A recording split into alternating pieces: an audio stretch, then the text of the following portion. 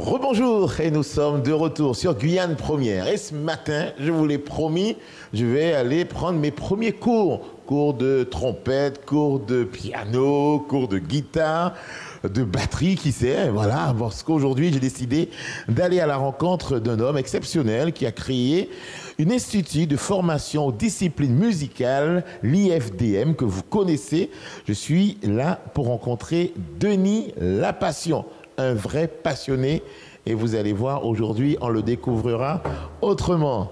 Il y a du monde. Ah, il faut sonner, pardon. Pardon, je n'avais pas vu qu'il y avait une sonnerie, Denis. Bonjour, Denis. Ça va et toi? Très bien, merci. Oui, ça va. Bon, mais Denis, merci de nous accueillir chez toi. IFDM, ça veut bien dire... Institut de formation aux disciplines musicales. Très bien, donc c'est ça, c'est ça. IFDM. Alors l'idée IFDM, l'idée vient de qui? De toi? De personnes qui t'ont poussé à créer cela à ton retour en Guyane? En fait, de Régine et moi, quand on est retourné, il fallait bien vivre, hein, parce qu'on ne peut pas vivre exclusivement de la musique en Guyane. Et on a eu cette idée-là, comme Régine et moi, on a toujours été indépendants. On a eu cette idée de créer l'école. Pour faire la nouvelle génération profiter de notre expérience, de notre savoir, et puis voilà, vivre de la musique en même temps, d'enseigner. Pourquoi être indépendant au fait? Parce que vous n'avez pas su à un moment donné trouver des gens qui vous demandent de venir travailler avec eux, ou bien vous avez toujours voulu être ainsi? Ça a toujours été un choix personnel. En ce qui me concerne, j'ai toujours été indépendant, toujours. Dès que j'ai commencé à travailler, j'ai toujours été indépendant et ça me convient comme ça, donc je le serai toujours. Alors Denis, il a fallu effectivement trouver un lieu, trouver une situation pour pouvoir permettre aux gens de venir apprendre, comprendre la musique, parce qu'il faut apprendre, mais il faut aussi la comprendre, cette musique. Alors comment ça se passe concrètement aujourd'hui? Alors l'idée dans notre pédagogie, c'est de prodiguer un enseignement de qualité, mais sans pour autant, entre guillemets, trop prendre la tête des élèves avec trop de théorie. Voilà, donc on mise essentiellement sur la pratique, notamment la pratique en groupe, donc sur la pratique sur scène en fait, hein, avec juste, on va dire, 30% de théorie. Et le reste, c'est de la pratique, d'abord sur son instrument, et ensuite en interdisciplinarité avec les autres élèves, guitaristes, pianistes, chanteurs que l'on réunit pour des prestations sur scène. Alors, souvent on dit que ce sont les parents qui décident un jour, mais toi, mon fils, je veux que tu sois guitariste. Ma fille, je veux que tu sois chanteuse. Et toi, mon petit dernier, là, tu seras, je ne sais pas, mais clarinettiste. Ou bien est-ce que c'est le gamin qui doit choisir cette voie? Alors, à la base, il faut vraiment qu'il ait envie. Mais le fait que le parent soit derrière lui est très, très, très important. Alors, il n'est pas question pour le parent de transférer un rêve qu'il n'a jamais pu réaliser sur son enfant. Mais en tout cas, une fois que l'enfant aura vraiment choisi la guitare, le piano, le chant, la batterie, il faut impérativement que le parent, à ce moment-là, l'accompagne pendant toute sa formation. Ça, c'est important. Il ne faut surtout pas lâcher l'enfant et puis il sait ce qu'il a à faire, il faut se débrouiller avec son prof. En fait, l'enseignement, c'est un triangle constitué de l'élève, du professeur et du parent. Et... Denis, mais quand le gamin arrive ici, effectivement que cet enfant a envie d'apprendre à jouer du piano. S'il a les capacités, ça se voit tout de suite. Et si jamais il n'était pas doué pour le piano, est-ce que vous allez, vous, toi, Régine et les autres professeurs, le diriger vers autre chose? Alors, le seul don, c'est celui du travail, en fait. Alors, il est vrai que certains élèves ont plus de facilité, comprennent plus vite, mais c'est valable pour toutes sortes d'arts, c'est valable aussi à l'école parfois, mais ça ne veut rien dire. En fait, c'est comme le lièvre et la tortue. L'élève qui peut-être capte moins vite prend plus de temps. S'il est bosseur et qu'il saura transpirer, enfin, peut-être qu'il ne faut pas utiliser ce mot-là parce que je préfère lier l'enseignement et la pratique de la musique au plaisir, mais j'utilise quand même le mot transpirer pour faire comprendre qu'il y a quand même un minimum à effectuer pour parvenir à la maîtrise. Alors l'élève qui peut-être a moins de capacité, mais qui a la capacité de travail, va surpasser celui dont on dit qu'il a le don, quoi. Alors, l'apprentissage se fait comment? Effectivement, il y a d'abord la base, le solfège. Ensuite, il faut combien d'années, combien de mois, combien d'heures de pratique pour être un bon musicien? Alors tout dépend de chacun. Tout dépend de chacun. Si on passe du temps, il est clair qu'il faut passer du temps. Le plus important, c'est de passer du temps quotidiennement à la pratique. 10 à 15 minutes, au bout d'un mois, on peut jouer déjà un morceau, on peut déjà présenter des élèves sur scène.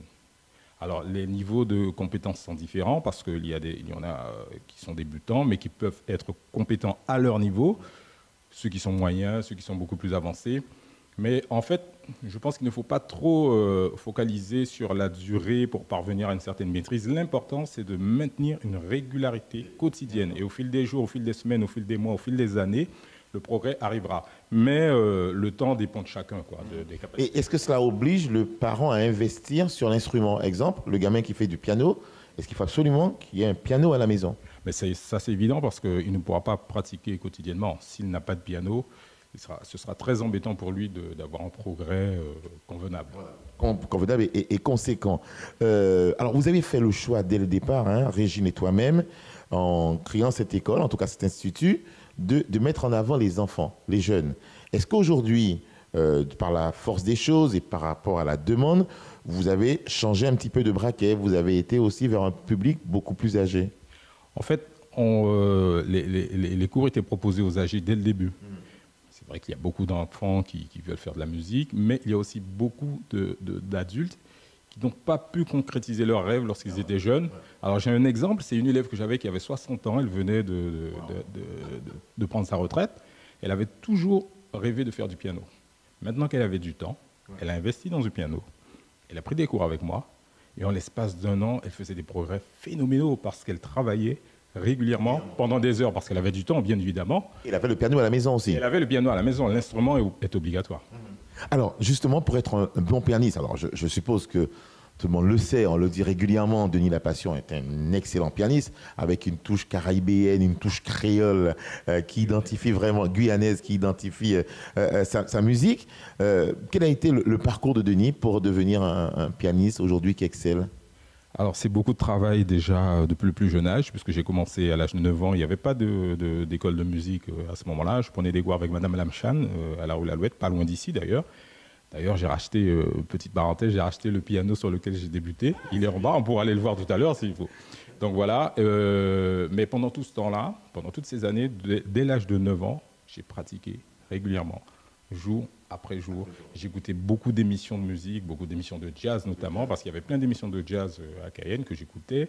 J'achetais des livres pour travailler en autodidacte, l'harmonie du jazz, l'improvisation du jazz, mais je pratiquais toutes les musiques. Mais c'est du travail, comme je dis, bon, de la pratique, on va dire, de la pratique régulière, quotidienne, sans compter le temps. Donc c'est ce qui s'est passé. Bon, après, j'ai choisi d'en faire mes études. Bon, à ce moment-là, quand on fait des études, on passe beaucoup plus de temps, des heures et des heures et des heures à travailler parce que c'est notre profession. Mais c'est toujours de la pratique régulière et incessante depuis l'âge de 9 ans. Alors, c'est ton choix, toi, effectivement. Tu as voulu faire cela. Tu t'es donné les moyens, tu es parti, tu as étudié. Mais il y a des musiciens, des pianistes, même des guitaristes qui sont autodidactes, hein, qui travaillent à l'oreille, c'est ça, comme on dit. Est-ce que ces personnes, à un moment donné aussi, il faut absolument qu'elles puissent aller vers une autre performance, vers l'apprentissage, pour être mieux maîtriser cette passion, cet art? Alors, le fait de travailler l'oreille, c'est une excellente chose. Parce que la musique se fait avec les oreilles. Donc c'est vrai que beaucoup de musiciens autodidactes qui ont travaillé d'oreille ont développé une excellente oreille. Ensuite, ils seront embêtés à un moment donné parce qu'il y a des connaissances qu'ils n'ont pas, qui ne vont pas leur empêcher de s'exprimer sur leur instrument. Mais si ils se trouvent dans une situation où, par exemple, ils doivent lire une grille d'accords ou comprendre certaines choses, ils auront du mal. À ce moment-là, ils feront une formation essentiellement théorique. De toute façon, les grandes écoles américaines, je prends l'exemple de l'école Berkeley Music School, qui se trouve à Boston, l'une des plus grandes écoles de jazz et de musique moderne au monde. Eh bien, en général, les élèves, quand ils arrivent pour étudier, ils ont déjà un excellent niveau instrumental, parce qu'ils jouent en autodidacte. Et en fait, ils viennent pour la théorie. Pour la théorie. Voilà, essentiellement. On les accompagne. Exactement. Ça leur permet effectivement d'acquérir ce petit plus.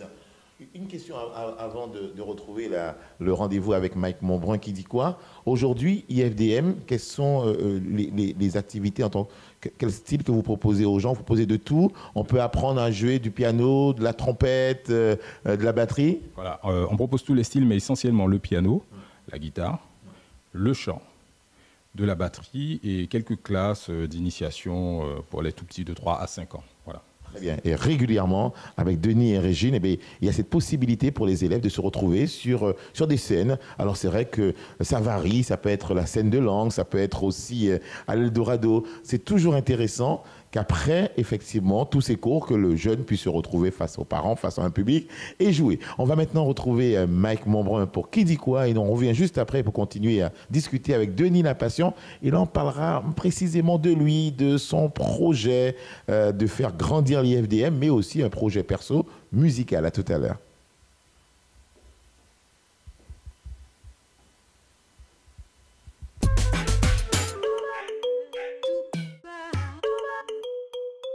Pour la Guyane, je voudrais qu'ils arrangent les routes de la Guyane. Plus d'attention sur les routes, plus de sécurité pour les jeunes qui seront à l'école toujours. Que la Guyane commence à atteindre ses objectifs en termes d'emploi, en termes de sécurité, en termes de logement. Que simplement que la population guyanaise s'épanouisse. Pour 2018, ce qui serait cool, moi j'aimerais bien que les terrains ça coûte moins cher. Comme ça, on pourrait s'installer plus facilement. Ça que c'était pour le petit département guyanais, qui nous mettait pays en réussite, moins de violence, mettait plus de bagages pour ces jeunes à avancer au fond de la société. Et bien, qui croit, c'est qu'il soit beau comme il est déjà, mais encore plus beau avec des gens charmants comme vous êtes. Qui nous gagne déjà plus l'amour, plus solidarité entre nous, plus respect, plus tolérance, plus compassion. On parle musique ce matin sur Guyane Première et nous sommes tout simplement à l'IFDM avec Denis Lapassion, notre invité, et on va poursuivre la discussion avec lui. Alors Denis, en même temps qu'on discute, on visite un peu l'IFDM. Vous êtes sur plusieurs étages? 2 étages. En fait, 2 étages. On a un rez-de-chaussée et un étage. Et en fait, au-dessus, nous avons 3 salles. C'est une très petite école. 3 salles, une grande salle d'orchestre, de chorale, où on fait les répétitions au rez-de-chaussée. Combien de gamins aujourd'hui, combien de personnes viennent prendre des cours ici? 200 élèves en gros. 200 élèves. Ouais. Vous ne voulez pas dépasser pour le moment? Plus, ça devient compliqué à gérer parce qu'il faut trouver les professeurs, c'est pas du tout évident, mais bon, 200 jusqu'à 250 éventuellement, mais bon, plus ça va être compliqué. Alors, on va poursuivre la visite de l'IFDM. Regardez, là, il y a une très belle photo de Denis Lapassion. Ah, le Cayenne Jazz Festival. Oui. En fait, ça, c'était la programmation 2013, je crois. Oui, c'est ça. Quand j'ai sorti mon premier album en solo, en fait, en 2013, on m'a programmé dans le cadre du Cayenne Jazz Festival. C'était sympa, ouais. Je t'invite à rentrer chez nous. Voilà, c'est cette salle, une salle où on retrouve les pianos, parce que c'est ton instrument, le piano. Allez, tiens, on va s'asseoir pour continuer à discuter, Denis, et on va parler de tes projets. Alors, tu viens de sortir un single? En fait, c'est un maxi-single, un 4 titres. Je vais répondre à la question tout de suite parce que souvent on me dit pourquoi un 4 titres.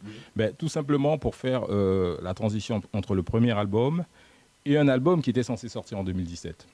Voilà, donc à cause du mouvement, ça a été interrompu parce que je l'enregistre avec des musiciens qui sont à Paris. C'était compliqué, on a pris du retard, mais j'ai aussi modifié le projet puisque au lieu de le faire en trio, je vais le faire en quartet avec un trompettiste parce que j'aime beaucoup la trompette dans le jazz. Donc finalement, ça a pris plus de temps et je me suis dit, comme j'avais annoncé l'album en 2017, pour les personnes qui me suivent et qui attendaient, qui te le réclament régulièrement. Exactement. C'est pour quand, Denis? C'est ça. Donc finalement, j'ai sorti le maxi, 4 titres avec Patrick Plenette et Florent Abdelkader. C'est un trio, donc piano, basse et puis batterie. En attendant 2018, le prochain album qui devrait arriver, qui s'appelle Réminiscence. Alors, justement, il y a une attente du public, parce que les gens te connaissent, ils te voient régulièrement jouer sur scène, parce que tu aimes bien les formules piano-bar, ça, tu aimes pouvoir être au contact avec le public, parce que pour un musicien, jouer, c'est vraiment important. Bien, jouer, c'est la respiration du musicien. S'il ne joue pas, il meurt, tout simplement. Et pourquoi j'aime bien les ambiances du club? Parce que le public est à côté de moi. Comme tu es à côté de moi là maintenant, je joue, je sens le coude du spectateur. On partage les vibrations. Je préfère vraiment jouer en club, même si j'aime aussi les grandes scènes, mais c'est autre chose. Bien souvent, on est loin du public. Voilà, donc j'aime énormément. Oui, c'est ça. C'est aussi bien parce qu'il y a des choses qu'on peut faire dans ce genre de configuration-là qu'on ne peut pas faire en club. On peut jouer fort, par exemple, et s'éclater. Mais je m'éclate effectivement beaucoup plus dans les pianos-bars, les clubs de jazz où le public est proche de nous, quoi. Alors, tu m'as souvent parlé d'un projet que tu as, en tout cas, ta vision des choses. Tu veux pouvoir puiser dans le patrimoine musical guyanais traditionnel et pouvoir, alors sans pour autant trop moderniser, mais apporter une touche nouvelle. Alors, comment tu avances sur ce projet? Bien, ça a commencé avec le premier album en 2013. Voilà, et je continue en m'inspirant un peu de tout ce que l'on peut trouver en Guyane. Alors, sur le premier album, j'avais essentiellement mis l'accent sur les rythmes, ce qu'on appelle les rythmes traditionnels créoles. Voilà. Mais sur le prochain, ce sera différent. Je suis allé chercher chez les ancêtres, chez mes ancêtres, parce que pour ceux qui ne le savent pas, mon père était palicourt, donc amérindien. Voilà. Donc, j'irai chercher dans les rythmes traditionnels amérindiens, très variés, hein, voilà. Les rythmes traditionnels bushnege, mélanger tout ça au rythme traditionnel créole, avec toutes mes autres influences. Donc, comme j'ai nord-américaine.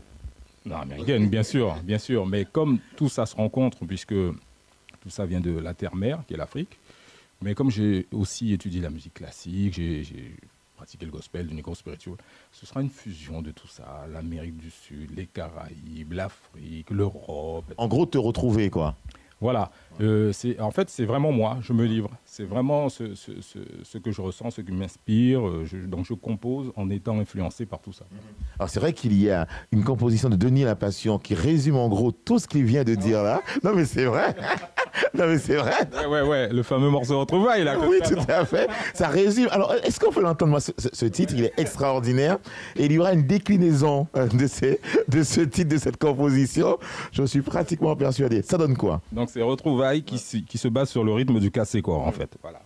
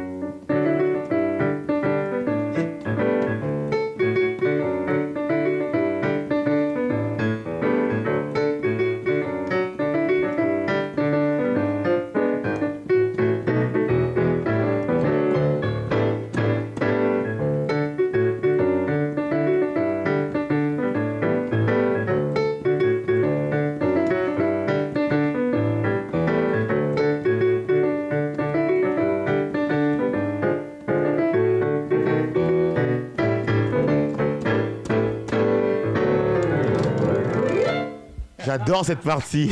J'adore quand le pianiste... Comment on appelle ça au fait, quand le pianiste il fait ça à la fin là? Ah ben tout ce que tu veux. Conclusion? Une vague, enfin bon voilà. Il est trop beau ce morceau. Oui voilà, à froid ça a donné ça. À froid ça a donné ça. Alors à chaud imaginez, tout le monde se lève. Dernièrement moi je l'ai entendu, mais quand tu étais sur scène avec Thierry Vaton qui t'a accompagné, en tout cas vous vous êtes retrouvés parce qu'il y a eu ce fameux livre sur le piano où que tu as contribué aussi, hein. Excellent livre écrit par mes amis Thierry Vaton et Georges Granville, d'excellents pianistes, hein, qui viennent de la Martinique, et ils m'ont demandé d'écrire un chapitre sur la Guyane en fait. Donc comme je suis en train justement, à ce moment-là quand ils m'ont demandé ça, j'étais en train de faire un travail sur l'adaptation de la musique guyanaise et des rythmes guyanais au piano. J'ai écrit un chapitre sur la Guyane où on traite du bélia, du cassé-corps, jouer au piano. Voilà, que j'ai à la maison et qu'il faut absolument feuilleter, regarder, parce qu'il y a quand même des informations très importantes. Denis, ton projet, toi, le plus important, bien que tous les projets soient importants pour 2018, l'EP est sorti, en tout cas avec 4 titres. Là, tu travailles sur autre chose déjà? Oui, donc sur l'album Réminiscence, avec lequel je vais collaborer... Enfin, disons, avec lequel je vais tourner, je pense, à partir des vacances juillet-août et puis les premiers festivals d'automne par rapport, je veux dire, au festival de Paris, de France en tout cas, hexagonal. Et en fait, voilà, mon projet, c'est de vraiment tourner. Donc, ça veut dire qu'à un moment donné, je serai peut-être moins présent à l'IFDM, parce que c'est vrai que l'IFDM prend énormément de temps. Ouais. Une école, c'est pas du tout évident à gérer au niveau administratif, pédagogique, etc. Donc je prendrai un peu plus de recul tout en étant présent. pour tourner un peu plus. Donc j'ai quelques contacts. Donc, ça veut dire tourner aux Antilles, dans la Caraïbe, partout. Là où on te demande, tu iras. Voilà, donc je vais jouer régulièrement aux Antilles, bientôt au Brésil, et puis dans toute l'Europe, puisque j'ai un promoteur qui travaillera pour moi. Donc à partir de là, j'irai représenter la Guyane dans le monde entier. Très bien, en tout cas, c'est un très, très, très beau projet. Denis, l'IFDM, c'est une affaire qui fonctionne aujourd'hui. 200 élèves, de nombreux concerts. Est-ce que cette année-là, 2018, vous avez un projet qui va concerner tous les élèves, une autre grande scène comme l'année dernière à l'Eldorado? Plusieurs grandes scènes, mais il y a une qui me tient à cœur, c'est un concert dédié à la musique guyanaise. Voilà. Depuis le début du XXe siècle, voire fin du XIXe siècle à aujourd'hui. C'est vrai qu'on a beaucoup joué et entendu Mouvement d'avion et autres, des chansons d'Edgar Nibul, des grands compositeurs comme Monsieur Lubin aussi, mais il y a vraiment un vrai trésor, et ce trésor, il faut le sortir, il faut le remettre au goût du jour, de façon à ce que tout le monde puisse s'en imprégner pour se dire, nous avons une identité propre. Voilà, et que les gens sachent effectivement qu'il y a eu des choses, qu'il y a eu de grands compositeurs guyanais, qu'il y a eu de grands orchestres guyanais, qu'il y a eu de grands musiciens guyanais, mais on l'ignore. Écoute, ce travail, on va le faire ensemble. Merci beaucoup, Denis, de nous avoir accueillis ici chez toi. Voilà, à l'IFDM. J'ai promis depuis fort longtemps à Régine et à Denis de commencer le piano. Bon, le chant, ça va déjà? Oui, ça va un petit peu, le chant. Tu as de bonnes bases. Voilà. D'accord.